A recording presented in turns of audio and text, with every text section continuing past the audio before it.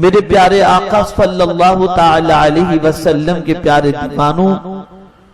29ویں پارے کی ابتدائی چند آیات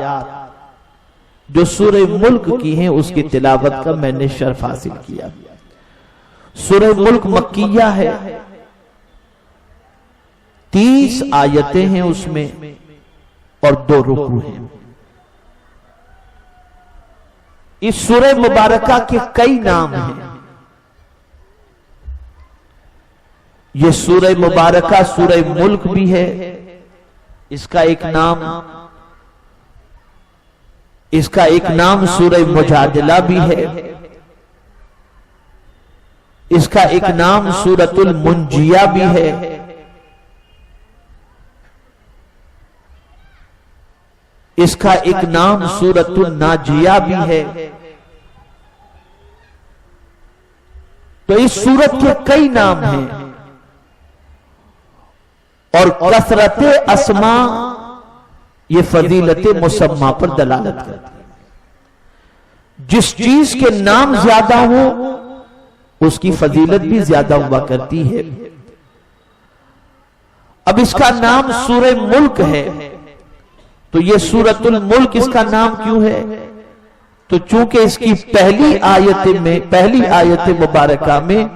ملک کا تذکرہ ہے، تبارک الذی بیدہ الملک، اس کی وجہ سے اس سورہ مبارکہ کا نام سورۃ الملک ہے۔ ایک نام سورۃ المجادلہ ہے، جھگڑا کرنے والی سورت۔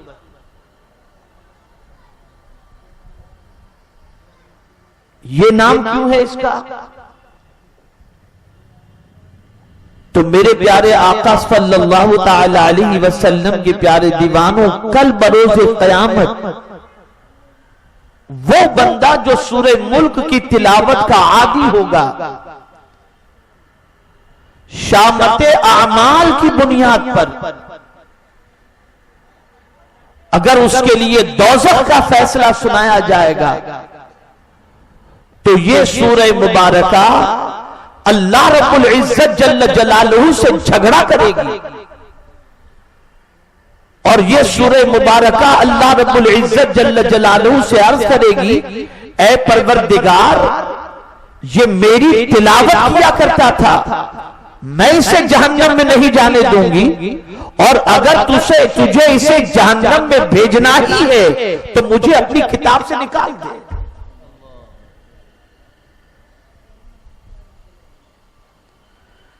پتہ یہ چلا کہ یہ کوئی معمولی صورت نہیں ہے۔ جو بندہ مومن اس سورہ مبارکہ کی تلاوت کا عادی ہوتا ہے اور روزانہ رات کو اس سورہ مبارکہ کی تلاوت کرتا ہے، کل بروز قیامت یہ سورہ مبارکہ اس کی طرف سے اللہ کی بارگاہ کے اندر جھگڑا کرتے ہوئے عرض کرے گی، مولا یا اسے جنت میں داخل فرما دے یا مجھے اپنی کتاب سے تو نکال دے۔ اللہ اس کی سفارش کو قبول فرما لے۔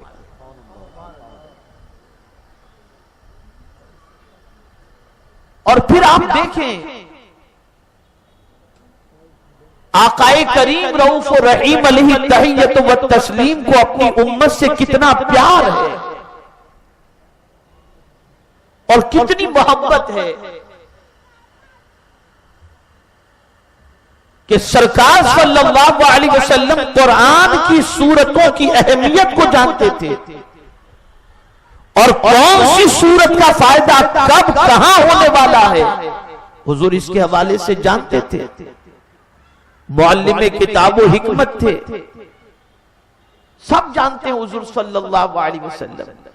اسی لیے بات کبھی نظر کی آ جائے تو آیت الکرسی کے حوالے سے حضور فرماتے ہیں، گھر کی حفاظت کی بات آ جائے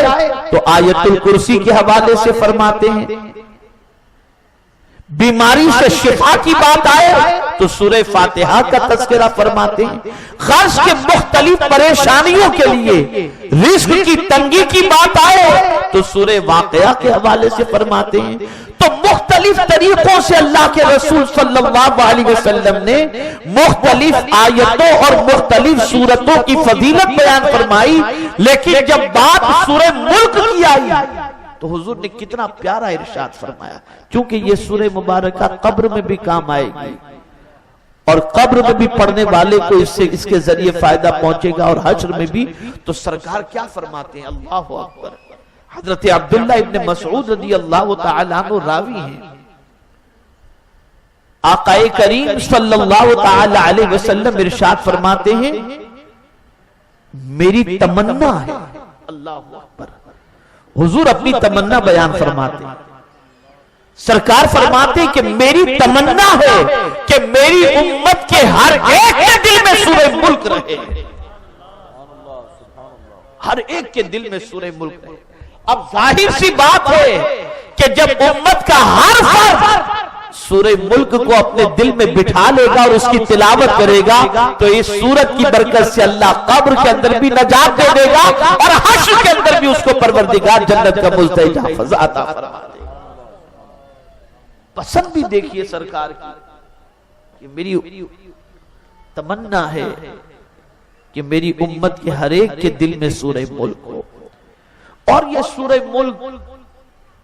جو بندہ پڑھتا ہے پابندی سے روزانہ، اللہ نہ کرے قبر میں اگر عذاب کا فرشتہ پیر کی جانب سے آئے یہ سورہ مبارکہ روک دے گی، سر کی جانب سے آئے